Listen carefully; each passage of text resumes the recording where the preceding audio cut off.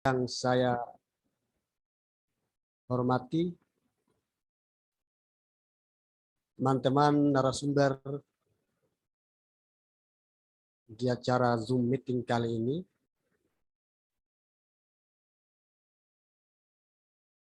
Yang saya hormati Kakanda Ahmad Sirajuddin selaku narasumber pada kesempatan sore ini. Yang saya hormati Kakanda saya Jubirman SPD MPD pada kesempatan sore ini. Mungkin Kakanda sudah berada di Zoom meeting kita pada kesempatan siang menjelang sore ini.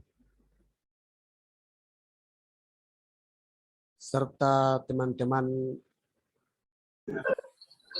panitia Dialog Klik TV, dan juga yang saya hormati teman-teman peserta pada kesempatan diskusi kali ini. Pertama mungkin tak henti-hentinya saya memperkenalkan diri dulu bahwa saya Haryadin selaku host atau moderator pada kesempatan sore ini. Pertama-tama mungkin tak henti-hentinya kita selalu memanjatkan puji syukur kita atas kehadirat Allah Subhanahu wa taala yang selalu memberikan kita kesempatan, nikmat kesehatan, sehingga kita masih bisa diberikan kesempatan pada sore ini untuk melaksanakan aktivitas kita. Dan tak lupa pula kita haturkan salawat serta taslim kepada junjungan kita Muhammad SAW yang membawa kita dari alam jahiliyah menuju alam pencerahan seperti yang kita rasakan sekarang ini. Sebelum kita memulai pada kesempatan diskusi sore ini, saya akan bercerita sedikit mungkin bahwa diskusi ini sudah diangkat dari semenjak sebelum Lebaran Hari Idul Adha. Ya. Tetapi kemudian ada kendala-kendala yang setelah berjalan, saya dikonfirmasi sama narasumber pertama saya, itu Ahmad Sirajuddin, bahwa mungkin akan dulu diskusi kita. Dan pada kesempatan sore ini, alhamdulillah, kita akan melaksanakannya. Dan tak lupa pula kita saya mengucapkan selamat bergabung Kakanda Jubirman selaku narasumber kedua kita pada kesempatan sore ini. Terima kasih Kakanda atas kesempatan kehadirannya.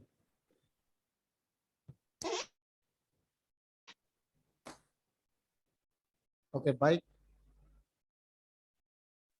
Itu mungkin sekelas cerita mengawali diskusi kita. Tetapi kemudian saya akan memperkenalkan dulu narasumber kita pada kesempatan sore ini adalah yaitu Bung Ahmad Sirajuddin selaku yang mewakili dari aktivis Komite Nasional Pemuda Indonesia Provinsi Sulawesi Tenggara. Selamat sore Kakanda Ahmad. Bung Ahmad kalau saya sapa. Dan juga hadir di tengah-tengah kita narasumber kedua kita dari kalangan jurnalis. Ini kalau saya menyebutnya wartawan senior kalau di Sultra. Ini berbahaya ini bagi kalangan penguasa. Ya. Kemudian diskusi kita yaitu mengangkat tema bahwa menakar kekuatan pemuda dalam menyongsong pesta demokrasi di 2024. Ini menarik yang harus kita bahas, khususnya di Sulawesi Tenggara, bahwa kehadiran pemuda di tengah-tengah masyarakat sudah tidak terbantahkan dengan kehadirannya di waktu waktu dulu, di awal-awal kita kemerdekaan bangsa kita, yang mengawali memproklamirkan kemerdekaan itulah dari kalangan pemuda. Itu yang harus kita catat. Itu yang harus kita menjadikan sebuah paradigma berpikir kita sebagai kaum muda. Nah, kemudian melangkah ke Sulawesi Tenggara, bahwa Sulawesi Tenggara hari ini sudah memasuki mungkin ya kurang lebih umur agak lama juga Sulawesi Tenggara. Nah, pada kesempatan ini kita membicarakan mengenai pemuda khususnya di Sulawesi Tenggara. Ya. Mungkin akan dikupas oleh para narasumber kita yang hadir pada kesempatan sore ini terkait apa yang harus kita lakukan dari kalangan pemuda menyongsong pesta demokrasi 2024. Perlu teman-teman ketahui bahwa pesta demokrasi di 2024 itu berbeda dengan pesta-pesta demokrasi yang lainnya, berbeda dengan pesta-pesta demokrasi tahunan yang sebelum-sebelumnya. Ini akan menarik. Menariknya bahwa di manakah peran pemuda yang akan kita nyongsong ke depan di pesta itu? Apakah pemuda akan abai saja? Apakah pemuda akan jadi penonton saja? Ataukah bagaimana peran pemuda?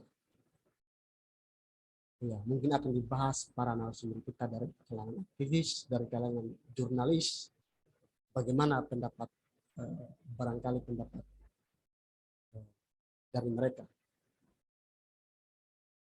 Oke, baik, mungkin saya langsung saja memberikan kesempatan kepada narasumber pertama kita, Bung Ahmad Sirajuddin dari kalangan aktivis Komite Nasional Pemuda Indonesia Provinsi Sulawesi Tenggara.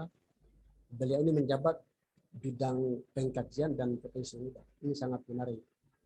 Mungkin saya memberikan waktu kepada Bung Ahmad ya kira-kira 10 atau 15 menit ke depan untuk membicarakan atau mengeluarkan pendapatnya gimana peran pemuda di menyongsong pesta demokrasi di 2024 khususnya di Sulawesi Tenggara.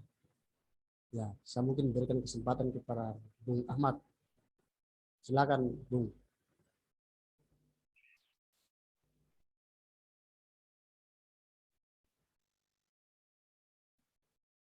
Ya, silakan Bung Ahmad. Oke, tes. Terdengar?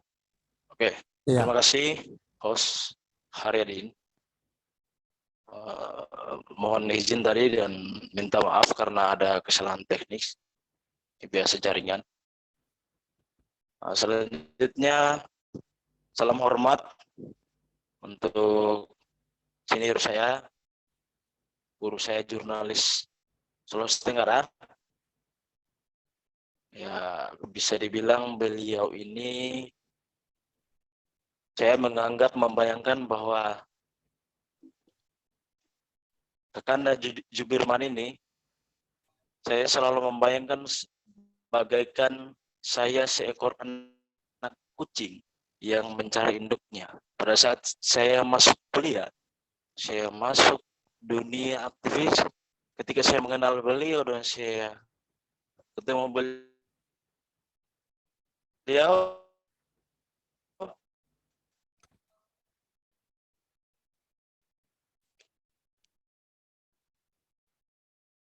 maka sepertinya saya menemukan induk saya. Terima kasih, izin, salam hormat warahmatullahi wabarakatuh. Pertama-tama, alhamdulillahirabbil alamin. Salatu wassalamu ala asrafil anbiya mursalin sayyidina Muhammadin wa ala alihi washabihi ajmain. Amma ba'du. Puji syukur kita panjatkan kehadirat Allah Subhanahu wa taala yang alhamdulillah masih memberikan kita kesehatan, kenikmatan sehingga kita masih berkumpul di forum yang luar biasa ini. Insya Allah luar biasa, dan semoga kita banyak mendapatkan pelajaran di forum pada hari ini. Oke, tak lupa pula kita junjungkan kepada sang revolusioner sejati Muhammad SAW yang membentangkan tikar peradaban kebaikan, yakni Islam, yang kita rasakan sampai hari ini. Mungkin singkat saja, saya diberikan waktu 10-15 menit ya. Waktu yang sangat signifikan lah untuk host hari ini. Oh begini, kalau berbicara tentang tema yang dibawa oleh teman-teman Klik TV Sultra, ini menarik. yakni menakar potensi kekuatan pemuda Sultra menyongsong demokrasi 2024. Jadi ada beberapa klaster dari tema itu, yaitu pertama berbicara tentang potensi kekuatan pemuda. Berbicara tentang potensi kekuatan pemuda berarti kita akan menimbulkan pertanyaan, ada apa dengan pemuda dan apa peran pemuda? Dan seharusnya bagaimana pemuda yang akan dilakukan di diri kita sendiri, bangsa ini, dan lain-lain. Dari hal tersebut kita bisa memaknai bahwa berbicara tentang peran dan kekuatan pemuda, bahwa pemuda adalah kelas pembaharu. Kenapa saya katakan kelas pembaharu? Karena hanya pemuda dan hanya pemuda yang berani menancapkan, ya, berani menancapkan pedangnya. Dalam artian secara pedang ini adalah analogi, ya mungkin pedang ini bisa dibilang gagasan, keberanian, gairah, energi, untuk meneruskan perubahan yang produktif, khususnya di bangsa ini. Karena pemuda adalah klaster yang paling dominan dan sangat dibutuhkan dalam pembaharuan dan pembangunan bangsa ini. Tidak bisa dipungkiri bahwa pemuda yang dikatakan pemuda adalah yang berusia 15 sampai 30 tahun. Ya. Itu merupakan usia produktif. Sesuai data BPS, Badan Pusat Statistik mengatakan pada tahun 2015 ada sekitar 64 juta pemuda atau usia produktif atau setara dengan 28% dari penduduk bangsa ini. Kemudian meningkat 2015, 2017, 2020 meningkat signifikan tentang kualitas, bukan kualitas ya, usia produktif yang dikatakan pemuda ini meningkat sampai tahun 2020 ya meningkat. Jadi ada sekitar 69,8 ya, 69,8 juta. Jadi maksudnya adalah di seperempat bangsa ini, atau sederhananya gini, ada 4 orang dalam satu rumah, ada 1 yang produktif. Ya. Itu adalah usia produktif. Ini yang harus dielaborasi untuk berbicara tentang kekuatan kepemudaan kalau first dalam redaksi teksnya sebelum dalam penyampaiannya bahwa Bung Karno membutuhkan 10 pemuda.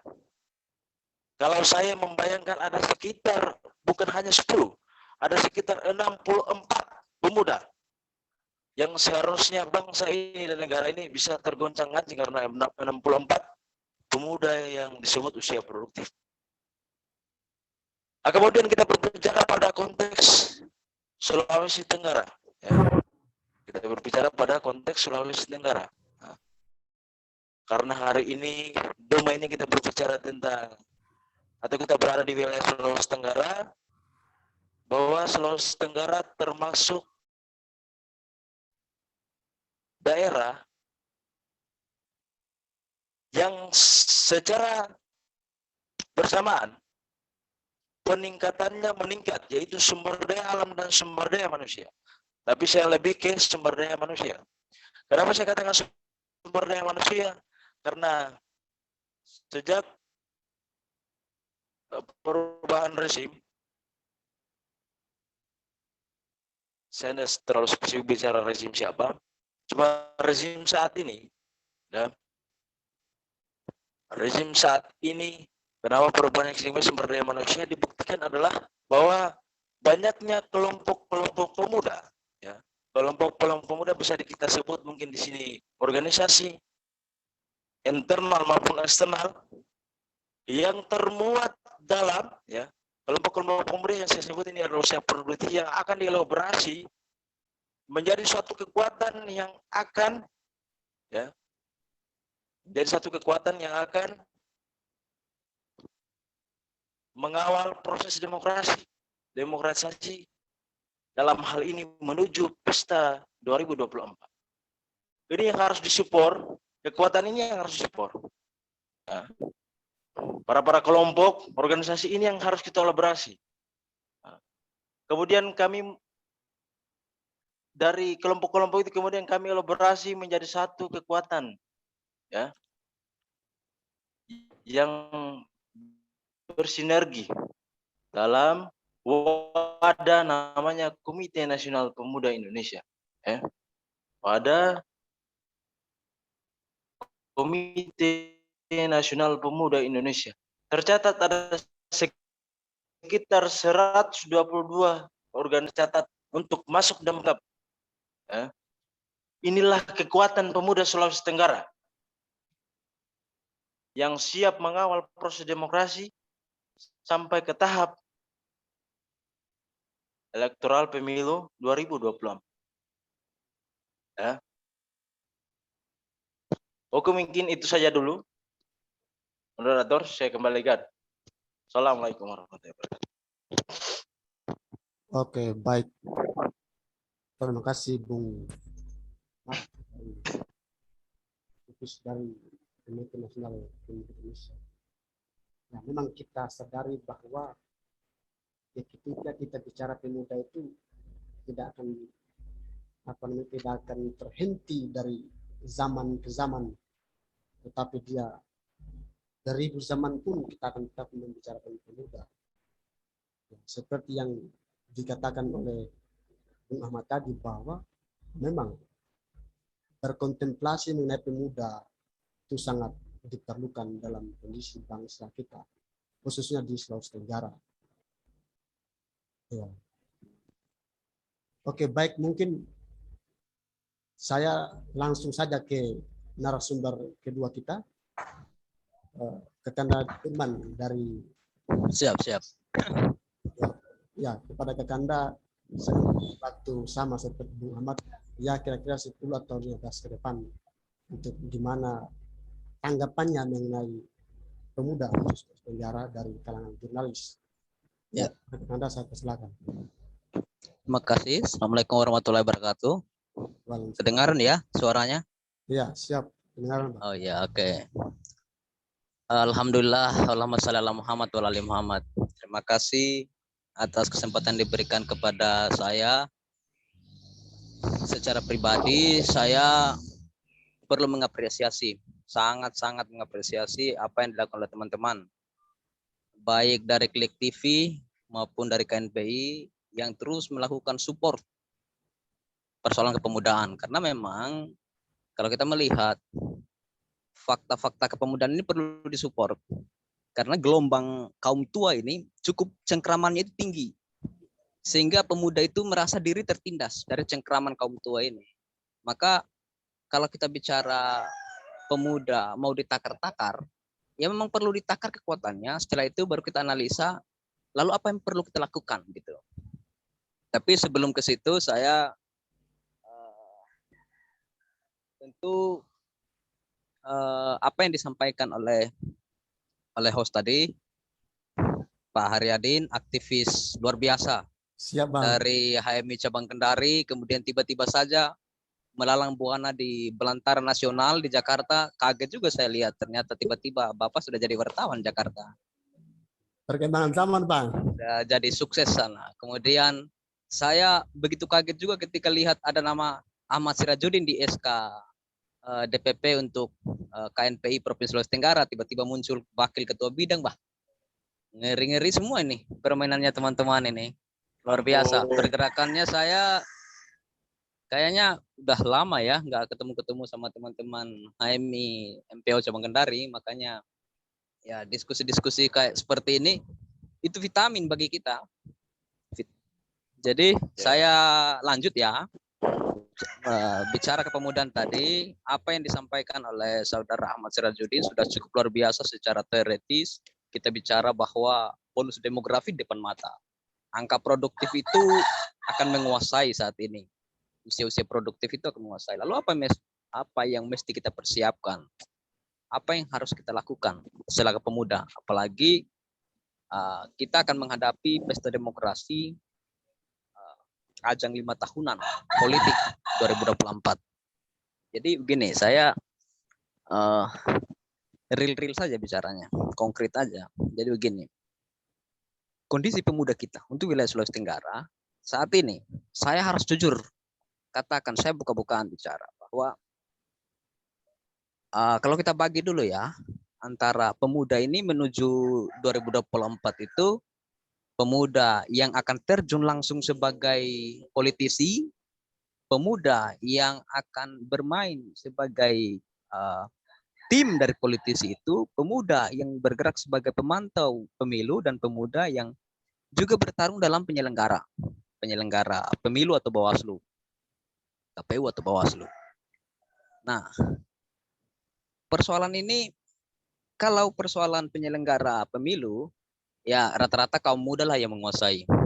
Agak sulit saya lihat itu, nampaknya kaum tua itu muncul di situ. Baik Bawaslu maupun KPU. Mendominasi, kaum muda sudah mulai mendominasi di situ. Begitupun persoalan pemantau. Lembaga-lembaga pemantau hari ini juga mulai dikuasai oleh pemuda.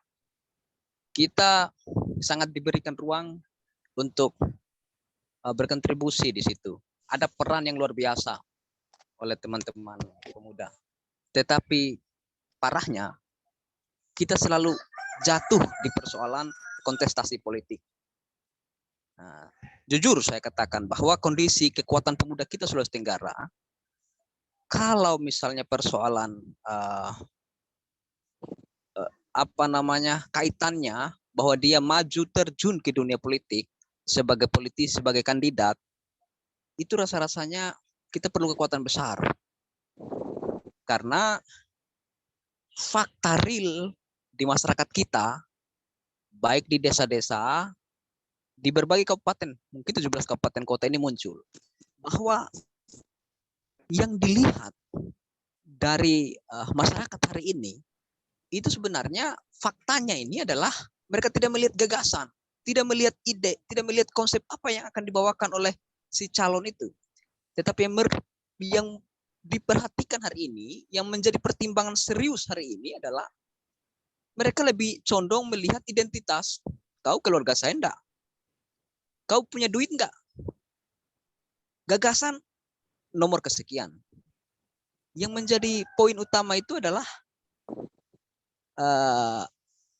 bagian kekuatan ekonomi itu fakta harus ada, dan kedua adalah basis keluarga harus jelas. Kita kalau keluarga kecil Jangan berani maju kalau di kawasan pedesaan. Sulit, nggak lolos itu.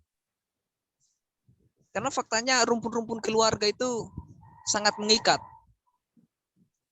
Mereka nggak lihat kau punya gagasan besar apa untuk bangsa ini. Kau punya gagasan apa untuk daerah ini. Nggak ada itu. Yang lebih condong mereka lihat berapa uang yang kau kasih. Itu fakta.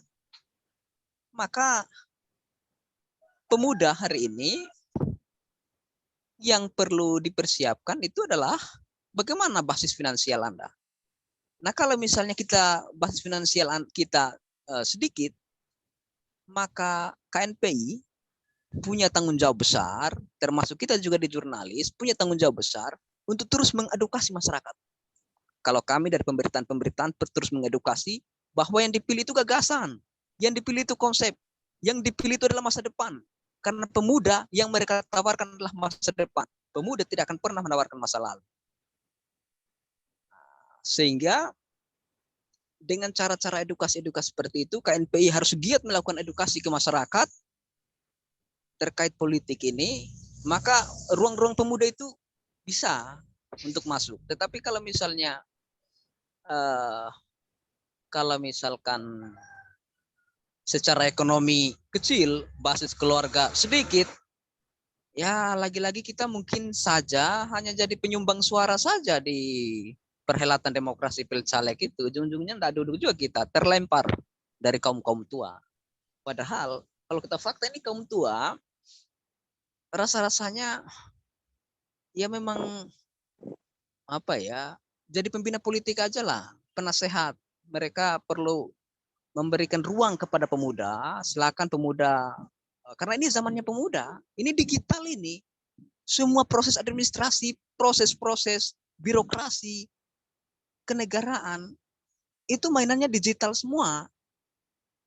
Nah kaum-kaum tua, ya perlu bergeser lah, berikanlah ruang-ruang itu kepada kaum muda.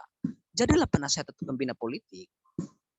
Gak usah harus turun menjadi kingmaker lagi, mau atur-atur ini semua. Ujung-ujungnya ternyata ya yang didorong juga itu adalah orang yang tidak berkualitas. Ya hasilnya, kondisinya DPR kita seperti ini bagaimana? Nah artinya begini, kenapa fakta-fakta yang ada ya di DPRD Kabupaten dan DPRD Provinsi itu enggak tajam-tajam itu suaranya. Fungsi pengawasannya enggak muncul itu. Kenapa? Ya karena memang kekuatan pemuda itu enggak muncul di situ. Yang lolos DPR itu paling 1-2 orang di kursi yang ada dari pemuda. Dari misalnya 20 kursi anggota DPR, yang pemuda isi itu so paling banyak itu 5 orang. Syukur itu. Kalau tidak hanya 3 orang, 4 orang. Gimana kita mau pegang palu? Akhirnya faktanya kondisinya ya fungsi pengawasannya mandul. Nggak muncul.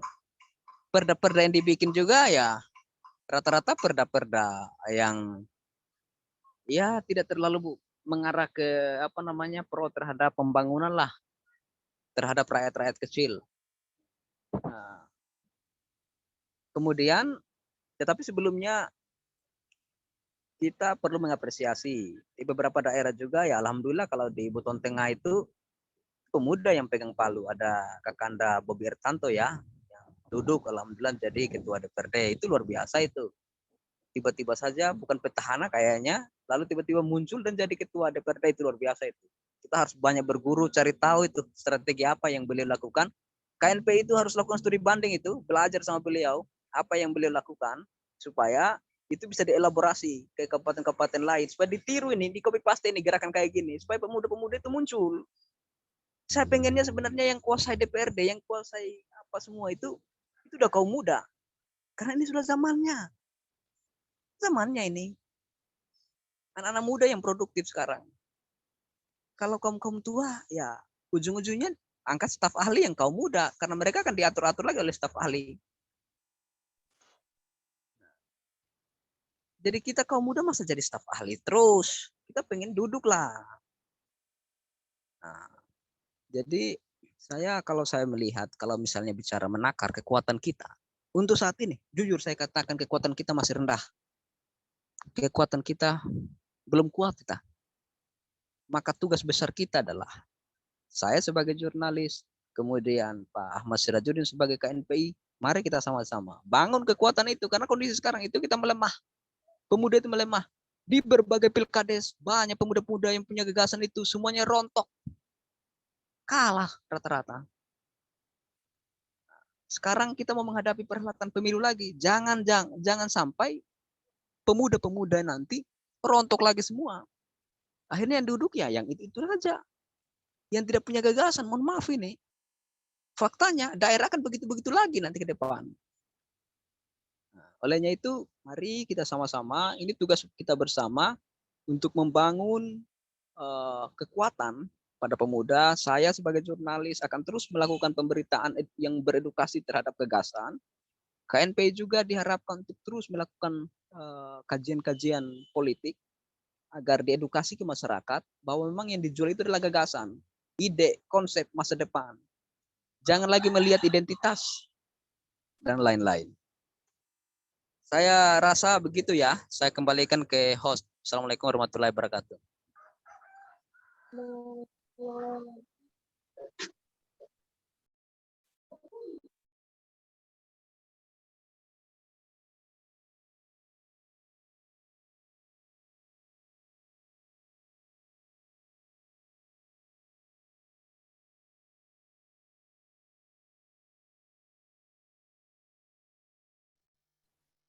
Mik.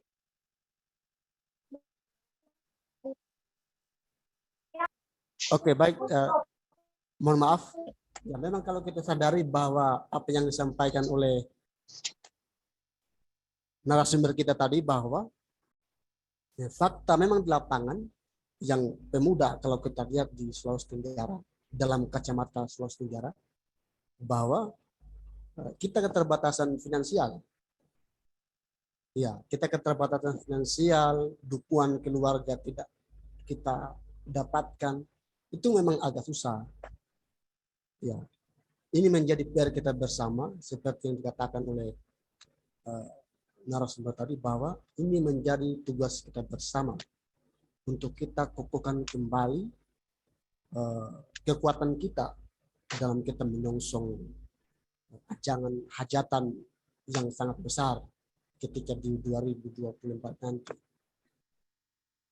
Nah, kalau kita juga lihat di beberapa daerah, ya memang kita sedikit kita lihat di beberapa daerah di Sulawesi Tenggara, khususnya di kabupaten-kabupaten mulai apa namanya terbenam kayak gitu. Itu namanya kalau kita lihat di apa bahasanya itu soft landing, pendaratan para pemuda di apa namanya di ketika di 2024 nanti.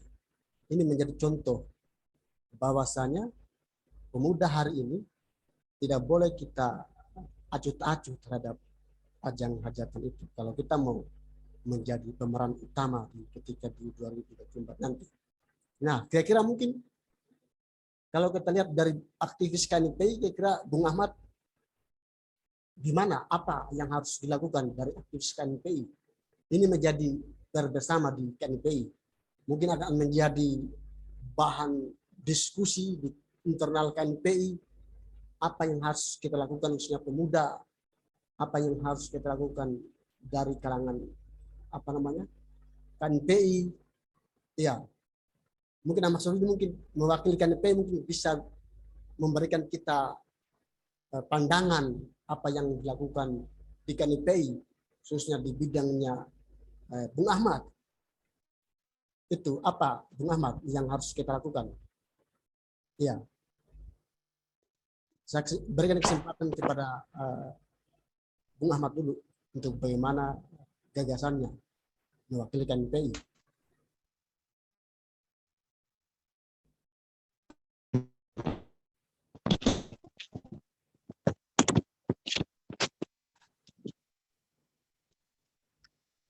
Dari beberapa abang kita jurnalis yang hari ini masih konsisten pada jalur jurnalismenya. Fakta di lapangan bahwa seperti yang disebutkan narasumber kedua memperlihatkan ada satu hal-hal yang mungkin kalau kita sedikit melirik, atau mungkin bukan sedikit lirik, banyak lirik lah. Kita banyak melirik, ada satu yang janggal dari persoalan kekuatan ekonomi, demokrasi, kultus, persoalan ini siapa, ini anaknya siapa, atau gini ya. Ini yang kemudian yang harus dielaborasi, dan memang harus, dan pemuda sebagai penetralisir itu. Kita ketahui bersama meningkatnya proses demokratisasi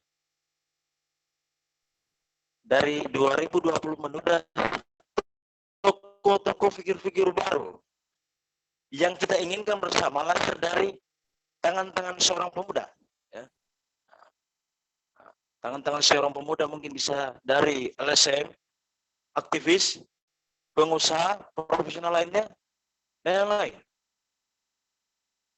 Tadi disebutkan ada seorang pemuda figur yang memang kita harus belajar dengan beliau, karena dia adalah sosok anak muda yang di Sulawesi Tenggara 17 kabupaten kota, 1 kabupaten mengambil jabatan tertinggi dalam daerah tersebut sebagai ketua DPRD. Nah, kemudian di sisi yang lain, makanya saya bilang ada figur-figur yang lahir dari beberapa klasifikasi. Contoh, kalau ketua DPR itu mungkin kita bisa klasifikasikan dia seorang aktivis. Nah, kemudian seorang pengusaha mungkin, atau seorang modal sosial yang secara kulturnya terangnya bagus, ya, terangnya bagus. Mungkin ini saya mohon izin dari soal ketiga yang terangnya bagus, mungkin ada salah satu lagi anak muda yang ada salah satu kabupaten yang saya anggap modal sosialnya bagus, bukan juga bagus, tapi terkadang dalam elektoral politik, dalam demokrasi elektoral, hal itu dibutuhkan. Itu memang modal sosial. Nah, seperti itu. Dari mana, asal mana. Nah, jadi ini saya izin kepada jurnalis untuk melaborasi yang salah satu anak muda yang ada di salah satu kepulauan, kabupaten kepulauan. Salah satu kabupaten kepulauan yang terangnya, dan dia seorang anak muda yang menjadi anggota dewan juga. Kira-kira ini yang bisa dioperasi kalau memang ada hal-hal yang kurang, ini harus dioperasi dan disupport dalam hal ini tanda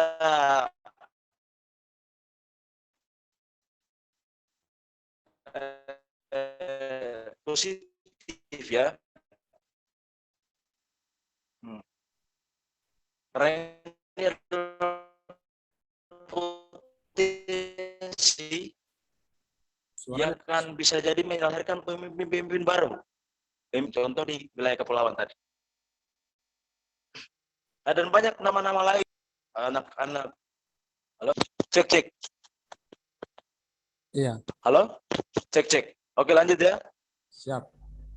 Nah, ini yang kemudian yang ini saya anggap ini adalah potensi berbicara soal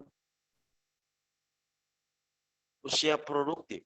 Dalam hal ini saya melihat klarifikasi produktif itu ada beberapa klasifikasinya.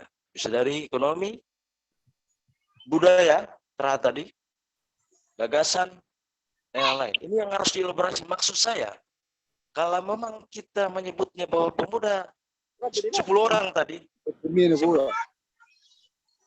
orang yang disebutkan disebutkan oleh Bung Karno, saya butuh 10 pemuda. Ini yang saya maksud, yang ini harus dielaborasi. Ketika Indonesia atau bangsa Indonesia ada sekitar 68 juta pemuda dari usia penduduk terkait dari mana dia, yang ini yang demokrasi kalau tentunya ini yang harus dibutuhkan. Kekuatan kita, kekuatan pemuda bukan kekuatan satu orang, dan kekuatan berbanyak orang. Yang muda adalah yang kuat, yang banyak adalah yang muda. Ya. Untuk itu kami dari Komite Nasional Pemuda Indonesia menyebutkan ini ada hal-hal yang potensi yang sangat kuat.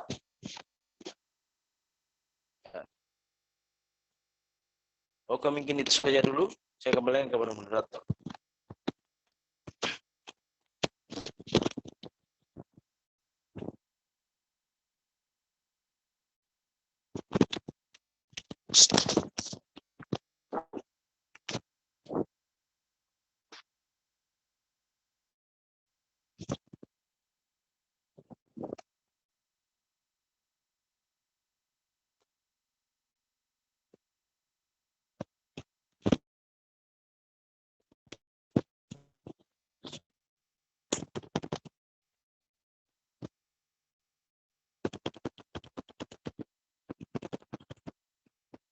Baik.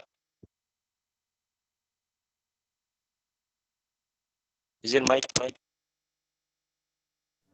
Mic-nya. Ya.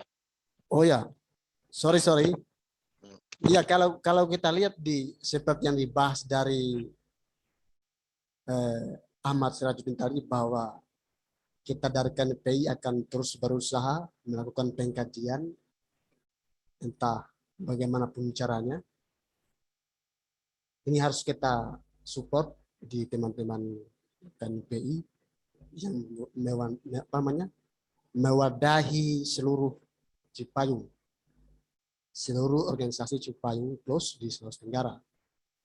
Tapi kemudian saya ke narasumber, ke jurnalis dulu mungkin, bahwa memang kita lihat fakta di lapangan bahwa pemuda hari ini keterbatasan, kalau kita lihat finansial atau keterbatasan ekonomi, itu apa yang harus kita lakukan dari kalangan jurnalis mungkin, apa yang harus kita perbuat untuk kita bisa melakukan memberikan solusi itu. Ya, kalau kita lihat di lapangan seperti itu, keterbatasan ekonomi atau keterbatasan finansial seperti yang kita sebutkan tadi di awal-awal.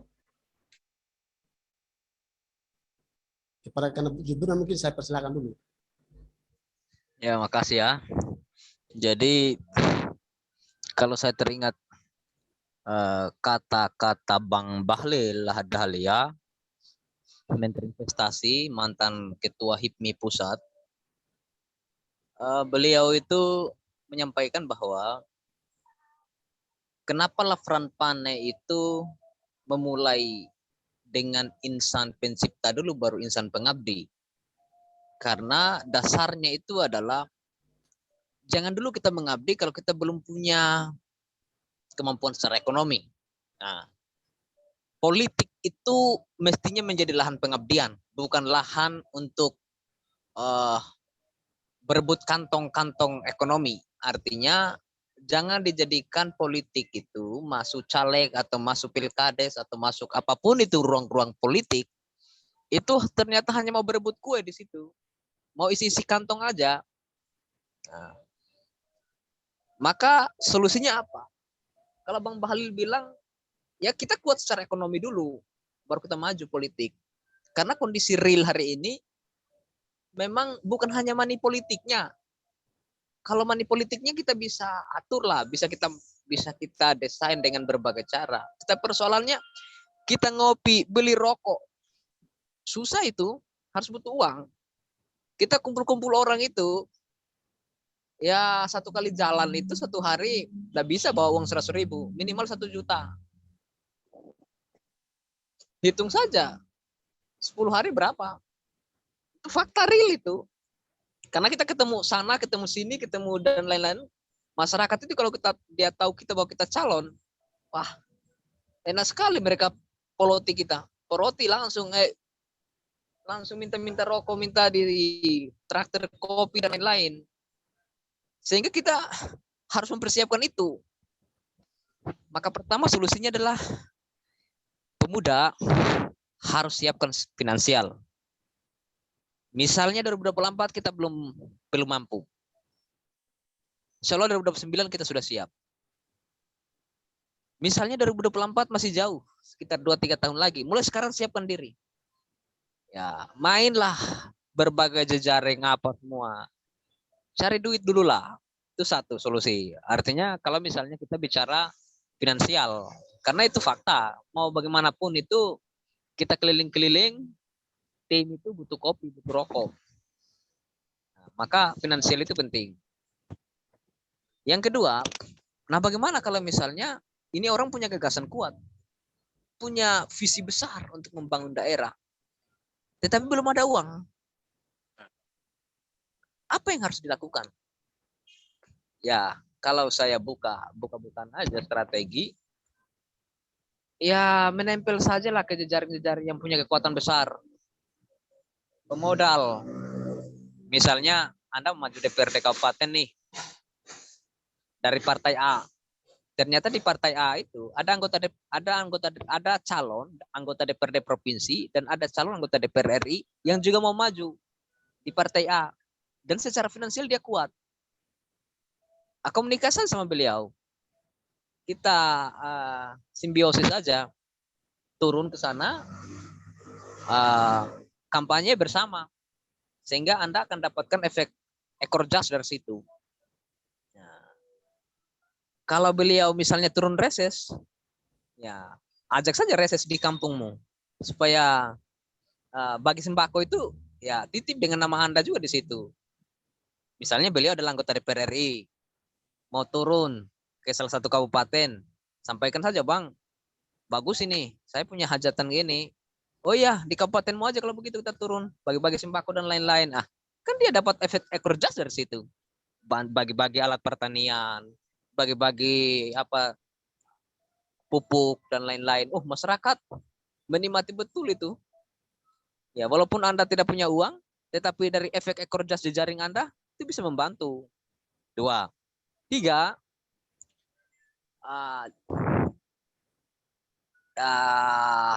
komunikasi dengan pengusaha, hanya harus komunikasi pengusaha ke pengusaha yang betul-betul senior kita, bukan pengusaha yang kira-kira ujung-ujungnya mau preteli kita nanti ke depan. Ya, kenapa harus senior kita? Ya senior yang kira-kira dapat membantu juniornya lah. Jangan nanti duduk, nah si senior itu mau atur-atur kita di DPR, susah itu. Kemudian tentu yang paling harus dilakukan selanjutnya itu adalah pemuda itu harus saling mendorong lah. Kalau misalnya kita sudah tahu bahwa si A mau maju dan dia punya gagasan, punya kemampuan, punya kekuatan besar, teman-teman yang muda jangan nonton-nonton saja, jangan berlipat tangan. Pemuda jangan diam diri, saatnya turun tangan, jangan tutup mata dengan politik. Anak muda harus turun tangan. Bagaimana cara turun tangan? Bantu juga yang muda, yang punya kekuatan itu, yang punya kemampuan. Ya, kalau kita tidak saling membantu, susah juga kita. Apa yang disampaikan oleh saudara Ahmad tadi, ya, yang muda yang bersatu, yang banyak ya pemuda. Tapi kalau kita bersatu-satu, susah juga kita. Ironisnya malah, ada juga pemuda-pemuda yang malah mau mainkan isu-isu propaganda, mau merusak citra, black campaign, dan lain-lain. Aduh, merusak. Padahal yang dia rusak itu adalah pemuda juga yang kita dorong. Yang dia dorong ini malah pemuda yang, mohon maaf, ya artinya kita bisa bayangkan lah mau jadi apa itu. daerah kalau misalnya dia yang duduk. Tuh kita bisa melihat sendirilah kondisi-kondisi begitu. Jadi maksud saya adalah ini teman-teman muda yang lain juga, tolong kita saling support, saling mendorong. Jangan kita acu tak acu, malah kita mau rusaki pemuda itu, jangan. Kita paling tidak diam lah kalau misalnya tidak mau rusak, tidak mau milih. Setelah itu ya kampanye-kampanye di media sosial ya harus terus digalakan, harus terus dilakukan. Nah, supaya persoalan visi misi itu sebenarnya kalau di area perkotaan visi misi itu penting. Kalau di area perkotaan, baik kota Kendari, kota Bau-Bau. Tetapi di beberapa areal kabupaten-kabupaten yang bahkan belum tersentuh akses internet, areal-areal itu perlu dilakukan edukasi yang paling sering intens di situ. Karena area-area itu rawan itu. Di areal-areal itulah yang saya bilang politik identitas bermain. Di area-areal itu uang itu bermain. Pemilih-pemilih cerdas itu sulit kita temukan kalau di area perkampungan, di kabupaten-kabupaten terpelosok sulit. Pemilih-pemilih cerdas itu ya kita temukan ya di tempat-tempat yang cerdas-cerdas juga, yang banyak mahasiswanya di situ. Ini malah yang kita khawatirkan mahasiswa setelah di Kendari atau di Bau-Bau punya gagasan, didoktrin tentang persoalan gagasan, idealisme dan lain-lain. Pulang kampung malah ikut juga arahan orang tua, pilih ayah, wah kasihan. Terus ngapain kita adakan LDK tiap tahun? Ngapain kita adakan pelatihan-pelatihan kepemimpinan? Ngapain kita suruh dia baca buku terus? Kita kader, capek-capek kita kader. Sudah LK2 malah SC lagi. Ujung-ujungnya pulang kampung malah ikut arahan orang tua. Wah, susah ini. Mestinya dia yang memberikan pemahaman kepada orang tua. Dia malah tereksplorasi pikirannya. Hanya karena persoalan, udah enak, ini keluarga kita, kamu harus pilih.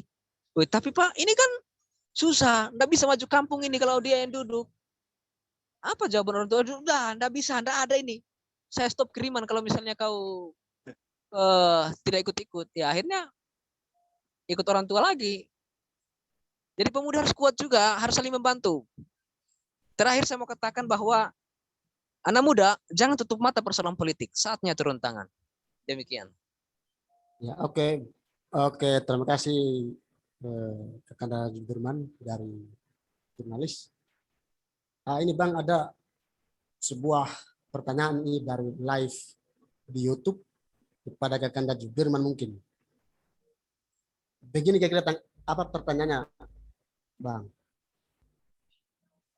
Kalau misalnya ada tadi pertanyaan dari live, kalau misalnya yang kita lakukan misalnya dari pemuda menempel ke yang punya modal, misalnya kita menempel di punya modal kan, berarti kita ngutang atau gimana itu?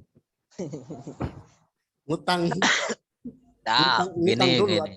Itu kan menambah potensi kita untuk bagaimana kita mau ngambil menjadi koruptor ke depan kan? Karena kita udah punya ngutang. Ya, bagusnya pertanyaan ini. Iya. Iya. Tanggapannya kira gimana, Bang? Oke ya. Jadi begini. Yang dimaksud tadi itu berarti nempel ke pengusaha ya, bukan menempel sama caleg tadi ya, bukan menempel sama anggota DPRD yang sudah duduk. Kalau misalnya menempel ke pengusaha tadi, makanya saya tekankan adalah pengusaha yang senior kita, yang punya, artinya dia mau bantu lah. Kalau pengusaha-pengusaha besar itu kan hanya 20-30 juta itu kan kecil untuk ngopi-ngopi. 50 juta itu kan kecil untuk ngopi-ngopi.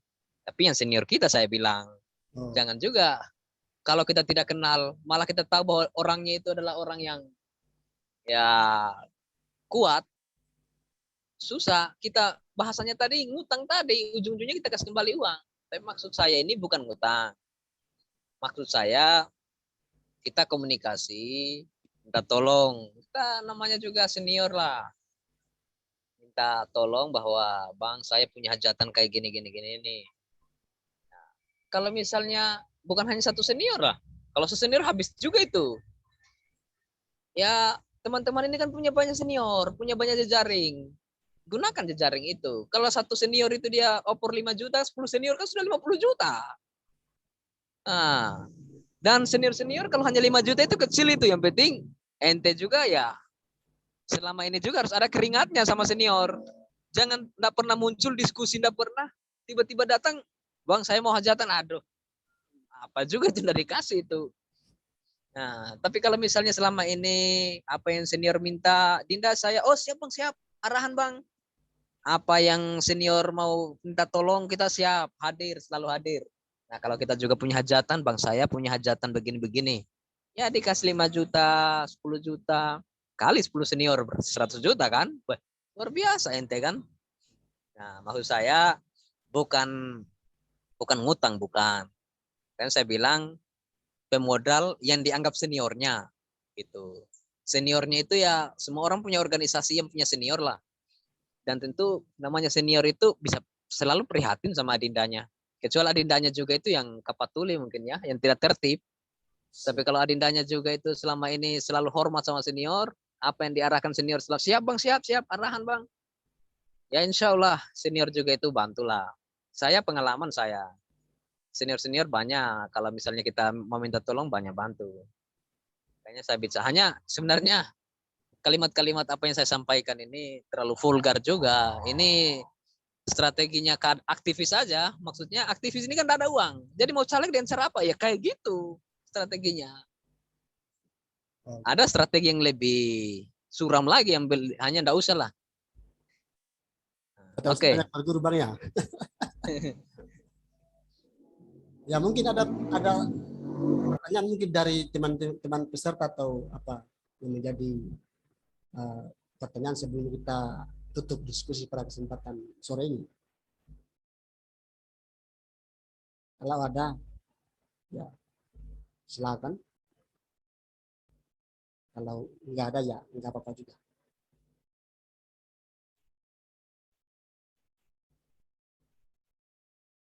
Oke, tidak ada mungkin ya.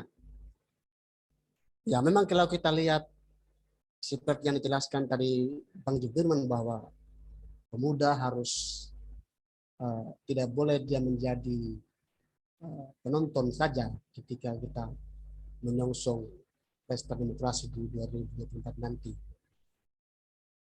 Nah, kehadiran pemuda sangat dibutuhkan di tataran dunia itu. Gelombang pemuda sangat dibutuhkan ketika menjelang pesta demokrasi 2024 nanti. Dan khususnya kita berharap ke teman-teman mahasiswa, teman-teman pemuda harus berkolaborasi seperti yang dibilang narasumber kita tadi bahwa pemuda harus bersama, harus berkolaborasi. Kalau tidak bisa kayak gitu ya mohon maaf saja kita menjadi penonton. Ya. Diskusi kita kali ini memang sangat menarik. Ya. Ya, ada pertanyaan lagi nih Bang dari live di YouTube. Satu lagi Bang, kayaknya. Apa namanya? Kalau kita lihat katanya, kalau kita lihat pemuda di Sulawesi Tenggara memang tidak ada finansialnya. Berarti yang enak menjadi para pejabat nanti ya anaknya para penguasa. Itu gimana Bang? Ya, itu fakta bahwa kalau kita lihat di beberapa kabupaten, ya apa namanya, kepala daerah itu mendorong putra mahkotanya, itu fakta. Ya. Kalau bukan putra mahkota, yang didorong adalah istrinya. Kalau tidak ada istrinya, yang jelas ada terah dari dia. Nah, itu tidak bisa kita salahkan. Mereka juga punya hasrat untuk mendorong itu, nggak bisa kita salahkan juga. Ya, terus pertanyaannya, terus nanti yang duduk anaknya penguasa semua nanti. Iya, kalau kita pemuda tidak pernah bersatu, kalau kita pemuda kayak gini-gini terus, memang anaknya penguasa yang duduk. Faktanya sekarang coba lihat. Saya tidak usah sebut lah kabupatennya. Kalian tahu semua kabupatennya di mana saja itu ada. Nah, jadi ini makanya saya bilang tadi, Ini PR kita bersama, tugas kita bersama, teman-teman aktivis. Saya tahu semua, rata-rata aktivis ini, mohon maaf ya ekonominya sama lah semua kita ini. Tidak menonjol-menonjol juga. Sebagian besar begitu. Jadi mainkanlah skill dengan berbagai cara. Jangan saling patah semangat. Kalau punya rencana maju, ya mapping dari sekarang. Planningnya itu harus didesain dari sekarang. Tangga-tangganya itu apa yang dilakukan dari sekarang sudah mulai. Kemudian begini sebenarnya yang perlu saya katakan, bahwa jangan juga melulu mau maju sebagai politisi. Ruang-ruang yang lain juga terbuka. Jangan pikiran kita itu selalu saya mau caleg. Terus kalah 2019 kemarin, saya mau caleg, 2024 maju lagi. Kalah 2024, saya mau caleg, 2029 maju lagi. Terus kalau kalah terus sampai mati mau caleg terus, enggak ada itu karir Anda. Maksud saya begini, saya teringat dengan kalimat saya punya senior, bahwa jadikan demokrasi itu sebagai lebarannya para politisi. Demokrasi itu, pemilu itu sebagai lebarannya, hari lebarannya para politisi. Kenapa?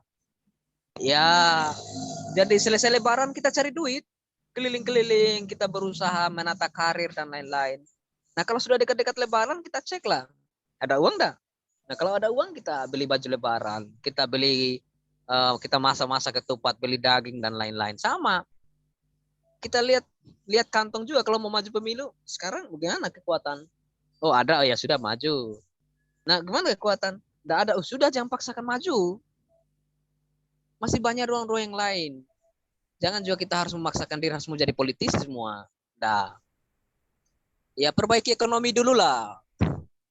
Nah, jadi pertanyaannya tadi, kalau misalnya kalau kayak gitu, anaknya penguasa semua yang duduk, iya, faktanya begitu sekarang. Makanya kita jangan diam. Anak muda jangan tutup mata. Harus turun tangan, kita saling mensupport. Mana yang berkualitas di daerah kita, di dapil kita dorong itu. Kita bantu dia. Nah, jangan kita diam-diam saja.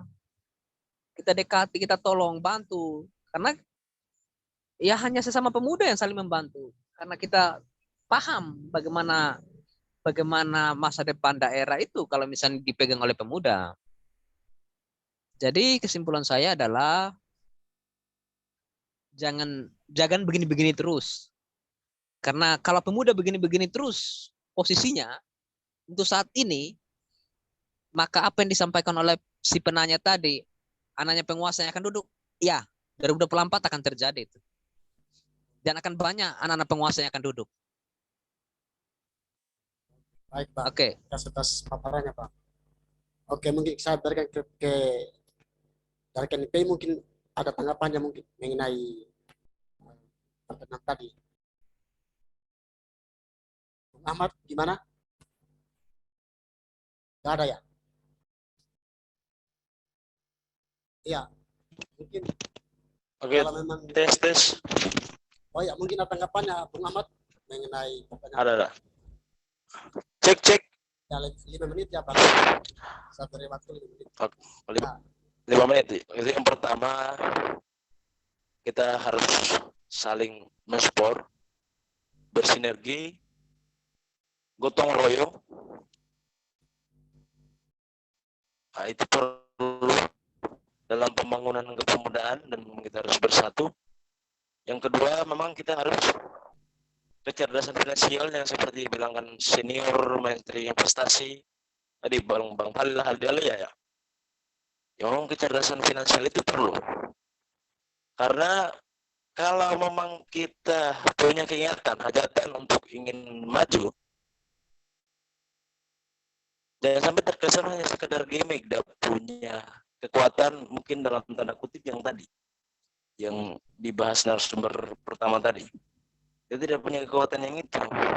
Akhirnya ada cara-cara yang sering dilakukan, mungkin ada, kalau sederhananya orang menyebut ini ada yang mengutang apa dengan cara yang mengutang, bargaining lah gitu. Saya ambil 5.000 ya. Nanti ini. Nah, oke. Sebenarnya dari kacamata politik itu kalau bahasanya ya kalau bargaining lah, gitulah.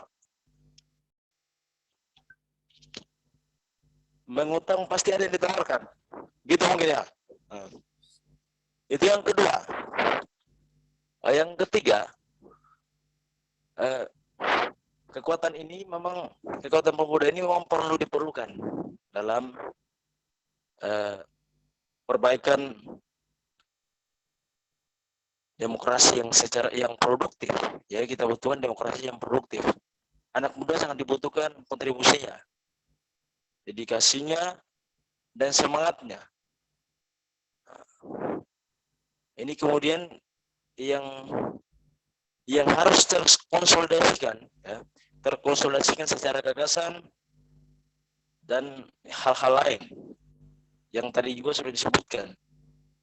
Nah, makanya saya anggap kalau ya termasuk kalangan anak muda, ini yang harus dikoordinir, dikonsolidasikan mereka ini, gagasan-gagasan ini supaya banyak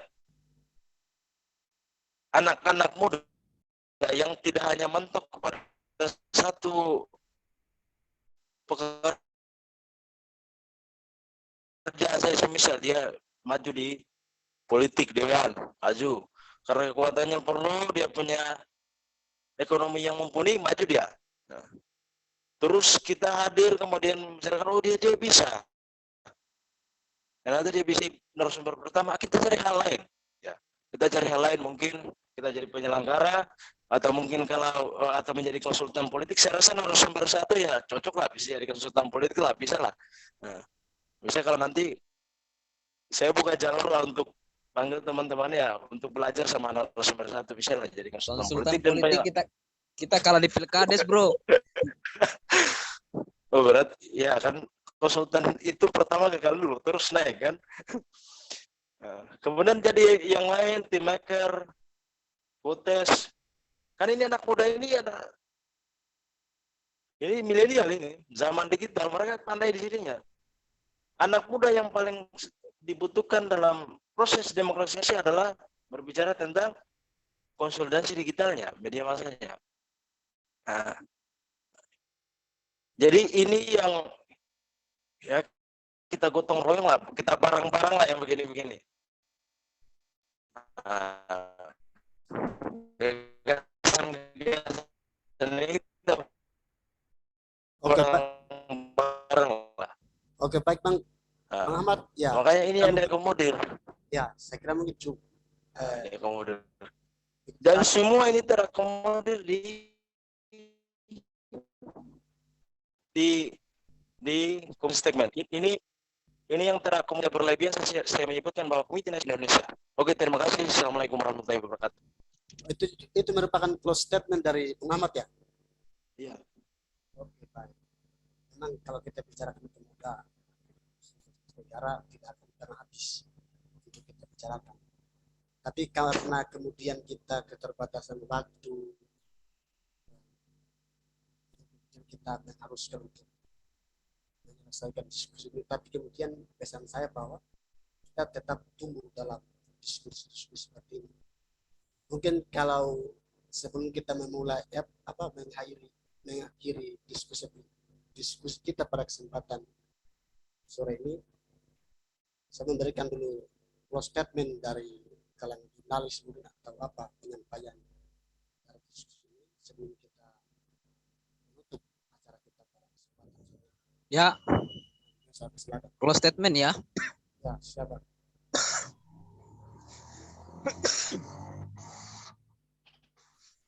Cek, halo. Ya. Close statement. Iya, siapa? Oh ya, saya kembali lagi saya tegaskan saya. Siap. Anak muda, jangan tutup mata dengan politik. Saatnya turun tangan, saling bahu-membahu, membantu untuk kemenangan menyongsong 2024. Demikian, Assalamualaikum warahmatullahi wabarakatuh.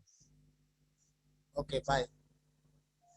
Terima kasih atas close statement dari Pak Dirman dan Ahmad Sirajuddin dan dari wakil Indonesia, Provinsi Sulawesi Tenggara, ini karena kita keterbatasan waktu dalam acara ini, kita akan meyakini. Tapi pesan saya tadi bahwa kita akan tetap melakukan diskusi-diskusi tentang kebudayaan untuk kita menyongsong pesta demokrasi 2024. Itu temanya terganti atau tidak, yang jelas kita akan mengawal isu-isu kebudayaan khususnya di Sulawesi Tenggara. Ya, untuk itu mungkin barangkali diskusi kita pada kesempatan sore ini, kalau saya melihatnya menyimpulkan bahwa pemuda harus turun tangan, pemuda harus melihat ke depan dan bisa menjadi pemimpin pesta demokrasi di 2024 nanti. Nah, mungkin sebelum saya menutup, saya mengucapkan terima kasih banyak kepada para narasumber, para peserta, para panitia Klik TV. Mohon maaf atas mungkin ada kesalahan-kesalahan dari panitia dan saya pribadi. Ya, sudah mungkin dari saya. Billahi taufiq wal hidayah. Wassalamualaikum warahmatullahi wabarakatuh. Waalaikumsalam.